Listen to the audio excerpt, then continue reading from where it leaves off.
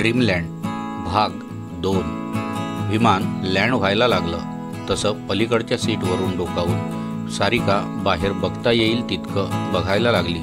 खिडकीशी रौनक बसला होता, तोही मोठ्या उत्सुकतेने सगळं डोळ्यात साठवत होता। तिच्या उजव्या हाताला समीर बसला होता।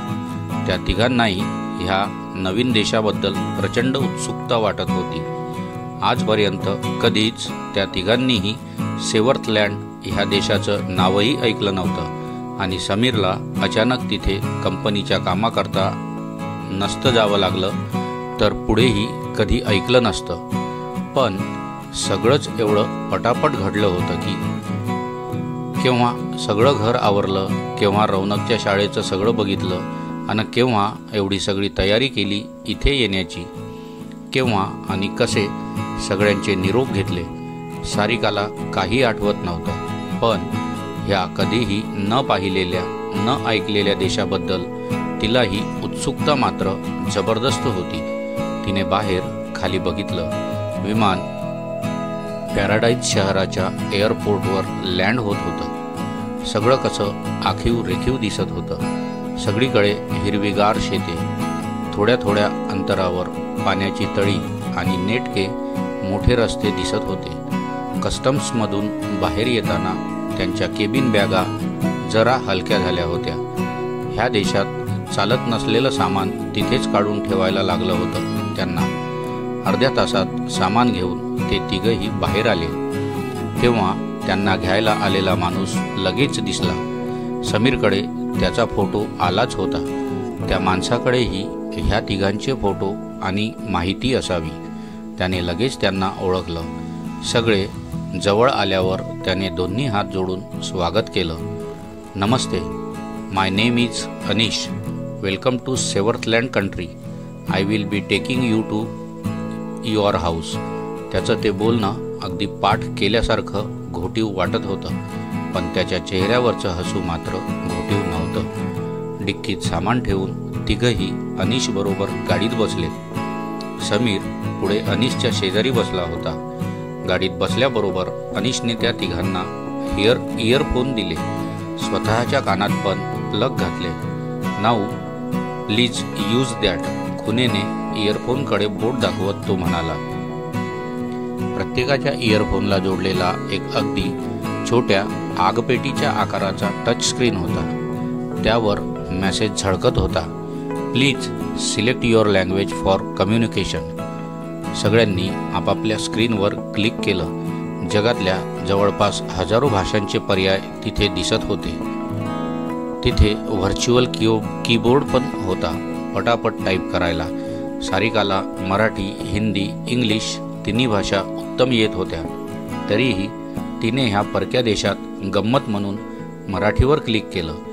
तेवढंच जरा जवळच्या आपल्या माणसाशी बोलल्यासारखं वाटेल आणि ऐकूयात तर खरं इथलं मराठी। बाकी दोघांनी बहुतेक इंग्लिशच सिलेक्ट केलं असावं। आता मी जे बोलेन ते तुम्ही सिलेक्ट केलेल्या भाषेत ऐकू येईल आणि तुम्ही तुमच्या भाषेत बोललात तरी मला मी सिलेक्ट केलेल्या भाषेत ऐकू येईल आणि आपण सगळे एकमेकांशी कनेक्टेड आहोत। त्यामुळे आपल्या सगळ्यांना एकमेकांचं बोलणं आपण निवडलेल्या भाषेतच ऐकू येईल। सीट बेल्ट लावलेत ना सगळ्यांनी? इयरफोनमधून अनिशचा आवाज आला। अरे वा, मला स्पष्ट मराठी ऐकू येत आहे की। तुम्ही मराठी आहात? तुमचं नाव पण? अनिशचा तो आवाज ऐकून सारिका इतकी उत्तेजित झाली होती की अनिशचं आधीचं वाक्य तिच्या लक्षातच आलं नाही। नाही, मी मराठी नाही आणि मला मराठी पण येत नाही। माझ्या आईला हिंदू देवाधर्माबद्दल खूप आकर्षण होतं, म्हणून तिने मला अनिश हे कृष्णाचं नाव दिलं। हसत हसत अनिश म्हणाला। आता त्याचा बोलण्याचा टोन सहज वाटत होता। कदाचित त्याची भाषा आणखीन काहीतरी वेगळी असेल। सुरुवातीला सगळ्यांना कळावं म्हणून त्याने 4 इंग्लिश वाक्य पाठ केली असतील। मी जर्मन सिलेक्ट केलंय, प्रॅक्टिस व्हावी म्हणून। सीट बेल्ट चेक करत रौनक हळूच म्हणाला। सारिकाला लक्षात आलं, रौनकने 5वी पासून जर्मन लँग्वेज घेतली होती शाळेत अभ्यासाला। साधारण आपण 20 मिनिटात तुमच्या मुक्कामावर पोहोचू. तोपर्यंत तुम्ही अगदी आरामशीर बसा. तुमच्या ह्या पहिल्या छोट्याशा प्रवासाचा आनंद घ्या. अनिशचा आवाज आला. सगळे उत्सुकतेने बाहेर बघायला लागले. शहरातले रस्ते खूपच मोठे होते. दोन्ही बाजूंचे रस्ते 4-4 लेनमध्ये विभागले होते. पायी चालणाऱ्यांकरता मोठे फुटपाथ होते. त्यानंतर सायकलच्या लेन्स होत्या आणि मग गाड्यांकरता रस्ता. रस्त्याच्या मधोमध हिरवागार हिरवळीचा पट्टा होता आणि त्यावर ठराविक अंतराने मोठमोठी झाडं लावली होती. फुटपाथच्या कडेलाही दोन्ही बाजूंनी मोठमोठे वृक्ष होते. त्यामुळे पायी चालणारे आपोआपच सावलीतून चालत होते. सकाळचे 9 वाजले होते. इथे पाठीवर सॅक लावलेली गोडगोबरी मुले फुटपाथवर दोन्ही दिशांनी दिसत होती. कदाचित ही शाळेची वेळ असेल त्यांच्या. लहान मुलेही आपल्या मित्रमैत्रिणींबरोबर दिसत होती. पण त्यांना शाळेत सोडणारे आईबाबा हे आपल्याकडे नेहमी दिसणारं दृश्य मात्र दिसत नव्हतं. शाळेच्या स्कूल बसेस, व्हॅन, रिक्षाही नाहीत. रस्त्यांवर गाड्यांची गर्दी अजिबातच नव्हती. सारिकाला एकदम लक्षात आल्यापासून तिने एकदाही हॉर्न ऐकला नव्हता. किती शांत आहे ना हे पॅराडाईज शहर.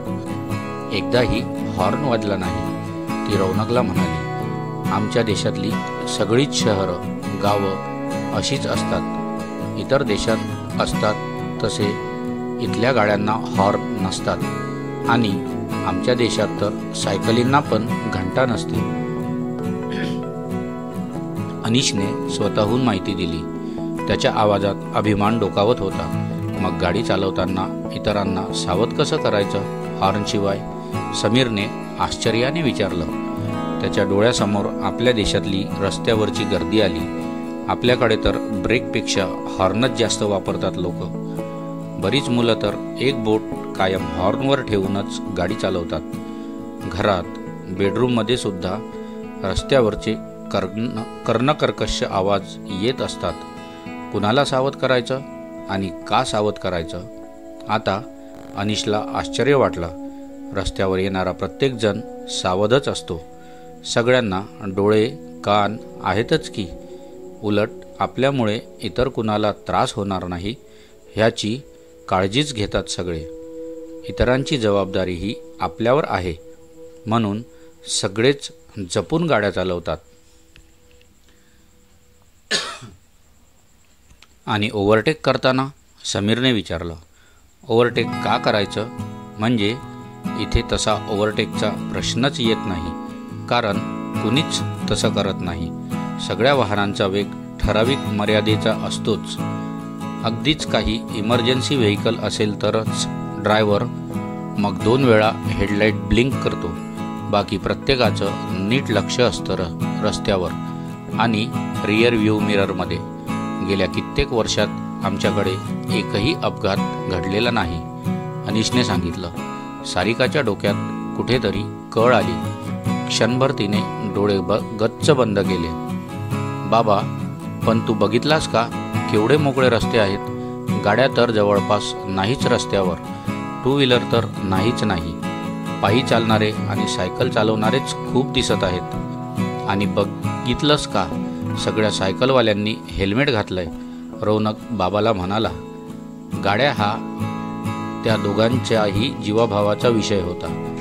तरुण मुलं पण नीट गाड्या चालवतात. सारिकाच्या तोंडातून हा प्रश्न का आणि कसा निघाला ते तिलाही कळलं नाही. तिला काहीतरी आठवत होतं, अंधुकसं, पण ते काय कळत नव्हतं. लायसन मिळण्याचं वय 30 आहे येथे. त्यामुळे गाडी चालवणारा सर्वात तरुण वर्ग म्हणजे 30शीचा. फक्त 30 ते 60 ह्या वयाचेच लोक गाड्या चालवू शकतात.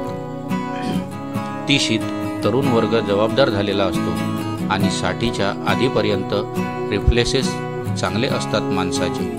अनिशने माहिती दिली. किती छान कल्पना आहे, सारिका पुटपुटली.